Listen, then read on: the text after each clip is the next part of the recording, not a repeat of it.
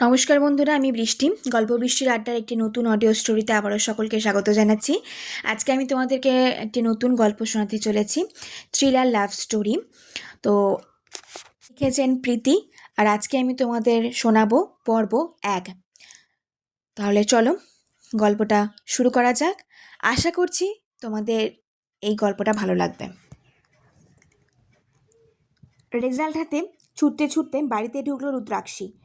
রুদ্রাক্ষী, মা, আমি first class পেয়েছি, এবার আমাকে কলকাতার প্রেসিডেন্সিতে পড়তে দেবে তো? মহামায়া দেবী, জানিস তো মা, তোর বাপির শরীরটা ভালো যাচ্ছে না। ব্যাংক থেকে একবার লোন তোলা হয়েছে, আর তো সম্ভব নয় মা। তারপর সুদ করতে গেলে আমাদের তখন কত বড় হিসেব দিতে হবে ভাবতে পারছিস? কিন্তু মা, আমি তো এবার স্কলারশিপের চেষ্টা করতে পারি। তাহলেও ভর্তির টাকাটা কোথা থেকে পাবো বল? আর বই খাতা এসবের খরচ তো অনেক, তাই না? তুই যা, হাত মুখ ধুয়ে খেতে বস, আমি তোকে ভাত বেড়ে দিচ্ছি। রুদ্রাক্ষী মনমরা হয়ে চলে গেল নিজের ঘরে। বসে বসে ভাবতে লাগলো মায়ের একটু আগে বলা কথাগুলো।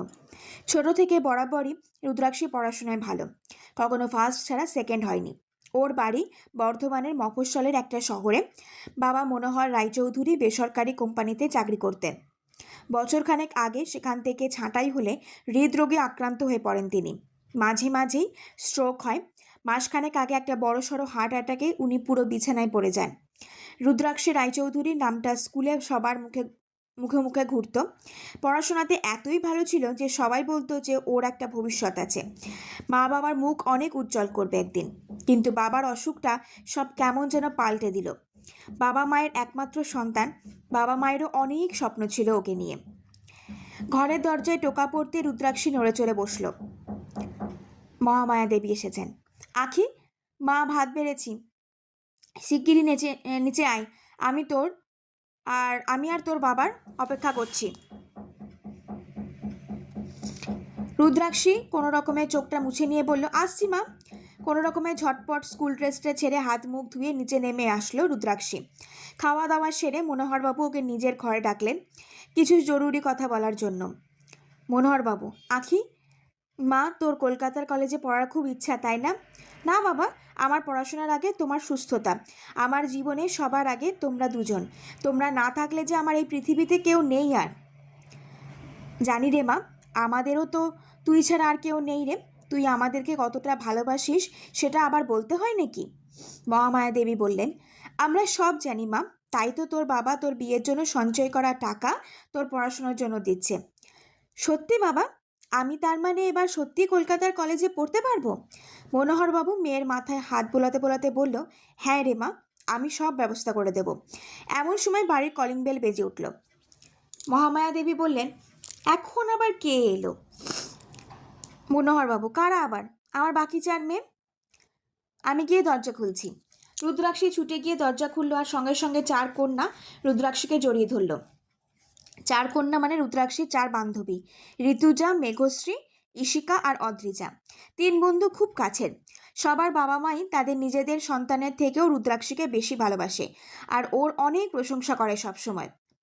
ওদের সবাই মোটামুটি ধনীই বলা যায়, তবে এরা কখনো নিজেদের বন্ধুত্বের মাঝে একবারের জন্য এসব ধনী গরিব কিচ্ছু জড়ায়নি। ওদের কাছে বন্ধুত্বের মানেটাই আলাদা। ওরা একে অপরের বোনের মতো।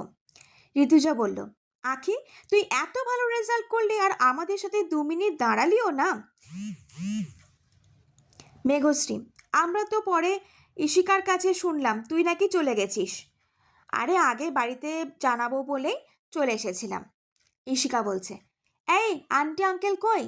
রুদ্রাক্ষী, আছে ভেতরে।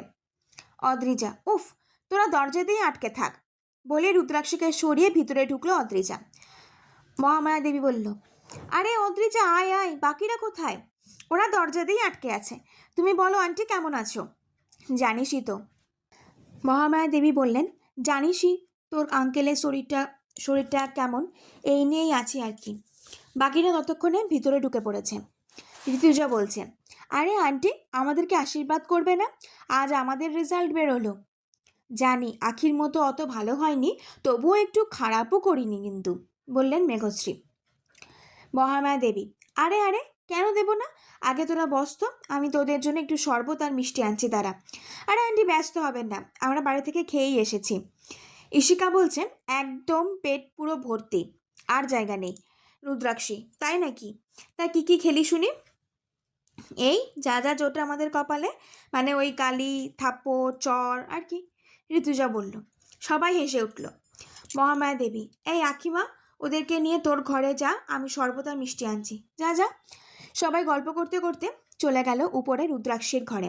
সবাই আগে একবার গিয়ে মনোহর বাবুর সাথে দেখা করে আসলো, আর তারপর রুদ্রাক্ষীর ঘরে গল্পের আসর বসালো। এদের সবার মধ্যে রুদ্রাক্ষী সব থেকে ঠান্ডা, শান্তশিষ্ট স্বভাবের মেয়ে। ঋতুজা, ইশিকা আর অদ্রিজার মাথাতে যত শয়তানি বুদ্ধি, মানে কুবুদ্ধিতে ভরা মাথা। ইয়ার কি ঠাট্টা পছন্দ ওদের রক্তে মিশে আছে। মেঘশ্রী রুদ্রাক্ষীর পক্ষতেই থাকে, তবে ও প্রতিবাদী, মানে অন্যায় মুখ বুঝে সহ্য করার মেয়ে না। ঠিক আছে, আজকের মতো পর্বটা এখানে শেষ করলাম। দেখি তোমাদের এই পর্বটা কেমন লাগে অবশ্যই কমেন্টে জানিও। আর ভালো লাগলে লাইক করে দিও, শেয়ার করে দিও, সাবস্ক্রাইব করে দিও, নোটিফিকেশন বেলটা অন করে দিও। খুব শিগগিরই পর্ব 2 নিয়ে চলে আসবো। বাই।